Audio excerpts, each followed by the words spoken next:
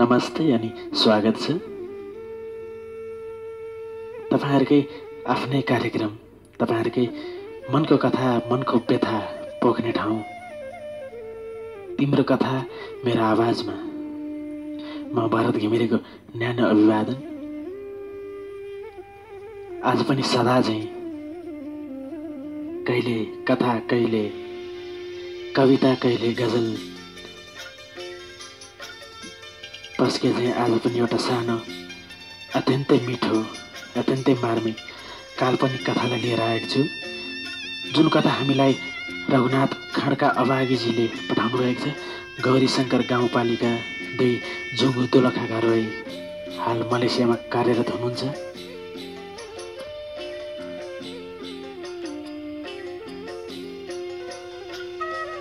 र उहाँ लेख्नुहुन्छ भरतजी यो कथा काल्पनिक मात्र नभई यथार्थमा पनि झल्केको छ अहिले भइरहेको मलेसियाको हालातसँग मेल खान्छ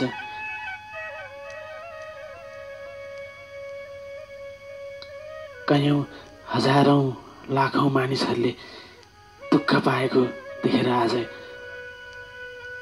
एउटा सानो कथा लेख्न मन लाग्यो र तपाईको आवाज मार्फत सम्पूर्णलाई सुनाउन चाहन्छु यो मेरो काल्पनिक कथा काल्पनिक व्यथा र अत्यन्तै खुसी छु हजुरप्रति आभारी छु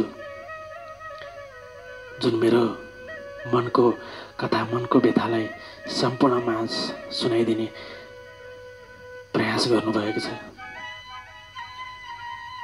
र रघुनाथ खड्का अभागीजीलाई पनि धेरै धेरै धन्यवाद छ यति मिठो यति मार्मिक कथा जुन हामीलाई पठाउनु भएको छ र आशा छ सम्पूर्णले यो कथालाई सुन्नुहुनेछ र सदा चाहिँ माया गर्नुहुनेछ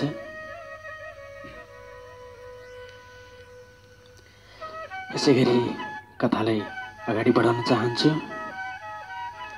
डरलाग्दो सपना पुलिस आयो भन्ने आवाज चारैतिरबाट आयो खोइ कता आयो भन्दै हतार हतार गरेर हेरे पुलिस त मेन रोडबाट म भएतिर आउँदै रहेछ पुलिस त मेन रोडबाट म भएतिरै हुल्का हुल गाडीमा आउँदै रहेछन् म भने बाहिर रोडमा ट्रकमा मुडा चेक गर्दै थिएँ अब म फसादमा परे कता भागौं लौ भाग रघु भाग जे पर्छ भन्दै मनमा नै सोच्न थालेर भागे सानो गेटबाट कम्पनीभित्र छिरे कम्पनीका सबै मूल ढोकाहरू बन्द थियो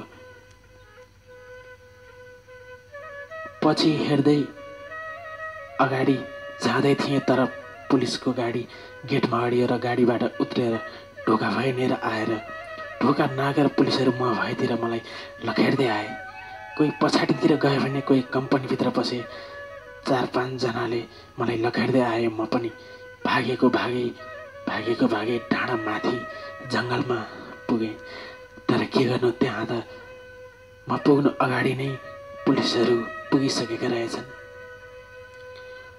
अगाडि नै आएर बसेका रहेछन् उता जानै सकिएन पुलिसले मलाई समात्यो म जस्तै अरू भागेका साथीहरूलाई पनि समात्यो अनि कम्पनीमा लिएर आयो त्यहाँ आउँदा त पुरै कम्पनीको कामदारहरू ल्याइसकेछ अनि हामी 4-5 जनाको ग्रुप बनाएर हतकडी लगायो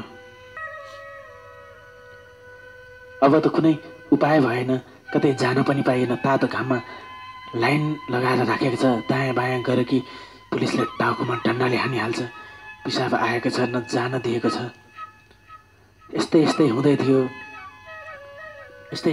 थियो माहौल अब कम्पनीको बोसले भए जति सबैको पासपोर्ट लिएर आयो र अध्यागमनका कर्मचारीलाई दियो अनि उनीहरूले नाम पढ्दै बोलाउन थाले जतिजनाको नाम आयो उनीहरू सबैलाई कोठामा पठायो अब हामी नाम नभएका भिसा शाखा कम्पनीको भएको जति करिब धेरैजना थियौँ हामी सबैलाई ट्रकमा हालेर लगेर छानबिन गर्न लाग्यो अनि शाखा कम्पनीको भिसा भएको साथीहरूलाई छोडिदियो अरू बाँकी हामीलाई छिकथुनका लागि भन्दै एउटा अँध्यारो कोठामा थुन्यो म मनमा नै सोच्न थालेँ कस्तो दिनमा विदेश आइएछ कस्तो दिनमा विदेश आइएछु भन्दै रुन थालेँ। रुनुभन्दा अरू मेरो कुनै उपाय थिएन। बस रोएँ। भोलिपल्ट बोस गयो। बोसलाई हेरेर रोएँ मात्र। बोसले भन्दै थियो, चिन्ता नगर, म पैसा दिएर निकाल्छु। बोसले भन्यो, म पैसा दिएर निकाल्छु। हुँदा कति दिन बित्यो थाहा भएन। खाना पनि नमिठो अलिकति मात्र दिन्थ्यो। त्यसको केही दिन पछाडि क्याम्पमा लग्यो। त्यहाँ त झन् बिजोग बनायो। तल एउटा हाफ कटु मात्र लगाउनु पर्ने। खाने पानी, नुहाउने पानी, टोयलेट गर्ने पानी सबै त्यही भएको पोखरीमा चलाउनु पर्ने। बिहान एउटा रोटी, बेलुका 4 घाँस हुने भात मात्र दिने। अनि यति हुँदै एक दिन एउटा पुलिस आएर माथिको आदेश भन्दै 5 कोरा हान्नु अनि आरएम 5000 पैसा लिनु र 6 महिनाको जेल सजाय भनेको छ भनेर आयो। अनि 1 कोरा दाहिने पाखुरामा हान्यो। अनि त्यो बेला आमालाई सम्झेँ। आमाले भनेको कुरा झलझली सम्झेँ। अर्को कोरा देब्रे पाखुरामा हान्यो। मैले बाबालाई सम्झेँ। अर्को कोरा दाहिने तिघिरामा हान्यो। मैले मेरो परिवारलाई सम्झेँ। मैले श्रीमतीलाई सम्झेँ। अनि मनमनै भने, तिमीले भनेको नमान्दा आज यहाँ यस्तो अवस्थामा फसेँ भन्दै रुँदै बसेँ। अर्को कोरा फेरि देब्रे तिघिरामा हान्यो। अनि रोई बसेँ। अनि अर्को एकजना पुलिसले नुन लिएर आयो। भन्छ, इलिगल भएर बसेपछि यस्तै हुन्छ। अब कोर्रा खाने अनि त्यस कोर्रा हानेको ठाउँमा नुन लगाउने। के बिजोग बनाउने भयो हे भगवान्। मैले त कुनै पाप गरेको छैन त, किन यस्तो दुःख दिन्छस् भन्दै रुँदैछु। रुँदा 4 कोरा लगाउँदै मेरो होस हराउन लागिसक्यो। अझै 1 कोरा हान्न बाँकी छ। फेरि त्यसमा नुन लगाउन पनि बाँकी छ। विदेशिएको पीडा यस्तै हुन्छ। भनेको जस्तो काम अनि भनेको जस्तो सोचेको जस्तो तलब नपाएपछि कयौँ मानिसहरू भाग्न बाध्य भएका छन्। इलिगल भएर काम गर्न बाध्य भएका छन् र यसरी बाध्यताले दुःख पाउनु परेको छ।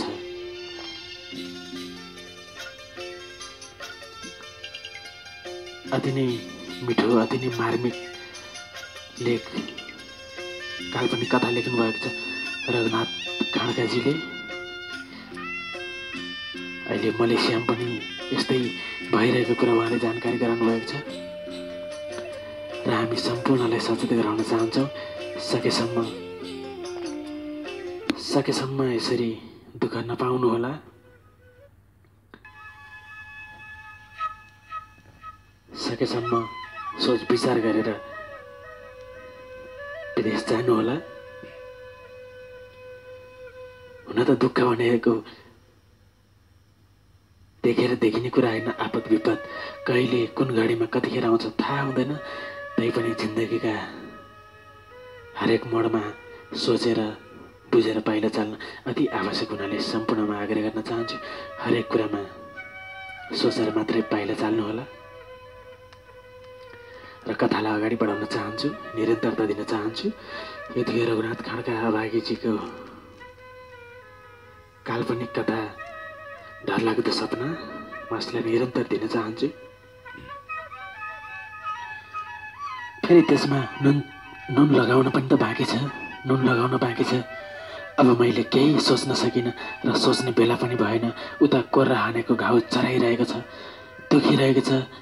अनि अर्को पुलिस आएर छिटो कोर्रा लगा, नुन हाल्न ढिला भइसक्यो भन्दै आदेश दिन थाल्छ। अनि रुँदै भगवान्लाई सम्झँदै थिएँ र पुलिसले अर्को कोर्रा मेरो पछाडि ढाडमा हान्न के लागेको थियो। म त छटपट्टि गर्दै दराजमा खुट्टा हानिरहेको रहेछु। हेर्छु त कोठा सुनसान छ, साथीहरू मस्त निद्रामा छन्। मलाई त्यसपछि म त सपनामा पो रहेछु। मलाई त्यसपछि निन्द्रै लागेन। उठेर पानी खाएँ, मुख धोएँ, आफ्नो जिउमा पानी छम्के। यो कस्तो सपना देखेको, नसाँच्चीकै पुलिसले छापा मार्ने त होइन भन्दै उठेर एकछिन झोक्राएर बस्न थालेँ। अनि हिजो बेलुकादेखि भिजाएर राखेको कपडा धोएँ। अनि आफ्नो नित्य कर्मतिर लागे। ल साथी हो, यो मेरो सपना त कतै विपना हुने त होइन। सबैजना जति पनि इलिगल भएर बस्नुभएको छ जोगिएर सुरक्षित भएर बस्नुहोला, किनकि हामी यहाँ रहरले बसेका छैनौँ। समय र परिस्थितिले र आफ्नो देशको स्थितिले गर्दा आज यो भोगाई, आज यो दुःख सहनु परेको छ। विभिन्न कारणले गर्दा घर परिवारलाई सुख र सुखी दिलाउनका लागि प्रवासमा 15-16 घण्टा काम गरेर खटिरहेका छौँ। जे जसरी भए पनि जोगिएर काम गर्नुहोला। आपद विपद भन्ने कतिखेर आउँछ थाहा छैन साथी हो। त्यसैले आफ्नो ख्याल सधैँ राख्नुहोला, आफ्नो ख्याल सधैँ राख्नुहोला। धन्यवाद। यो थियो रघुनाथ खड्का अभागेजीको काल्पनिक कथा साँच्चै नै यथार्थमा झल्किएको थियो, मार्मिक थियो। उहाँले एउटा ठुलो सन्देश दिनुभएको छ। जति पनि विदेशमा दुःख पाएर बसिरहनु भएको छ, हुन त आफूले दुःख रोजेर पीडा रोजेर त्यसो गरिरहनु भएको जस्तो त मलाई लाग्दैन। तर पनि कतिपय बाध्यतामा अल्झेर इलिगल भएर बस्न बाध्य हुनु भइरहेको छ। सम्पूर्णलाई एउटा यो ठुलो सन्देश दिनुभएको छ र सबैजना आफ्नो ख्याल गरेर बस्नुहुन आग्रह पनि गर्दछु। र रघुनाथ खड्का अभागीजीलाई धेरै धेरै धन्यवाद। हामीलाई यति राम्रो सन्देशमूलक, यति मिठो कथा पढाउनु भएकोमा आउँदा दिनहरूमा पनि यसै गरी राम्रा कथाहरू लेख्दै गर्नुहोला। र तिम्रो कथा मेरो आवाज सुन्दै गर्नुहुने सम्पूर्ण श्रोताबिनहरूलाई पनि हार्दिक धन्यवाद दिन चाहन्छु। यसै गरी हामीलाई सुन्दै गर्नुहोला, सम्झँदै गर्नुहोला र कथा मन परेमा सेयर पनि गरिदिनु होला भन्ने आग्रह गर्न चाहन्छु। र आउँदो दिनहरूमा पनि यस्तै साना तिता मिठा कथाहरू लिएर आउने नै छु। तबसम्मको लागि म भरत घिमिरे पनि बिदा चाहन्छु। नमस्ते। तपाईहरू सुन्दै गर्नुहोला तिम्रो कथा मेरो आवाज।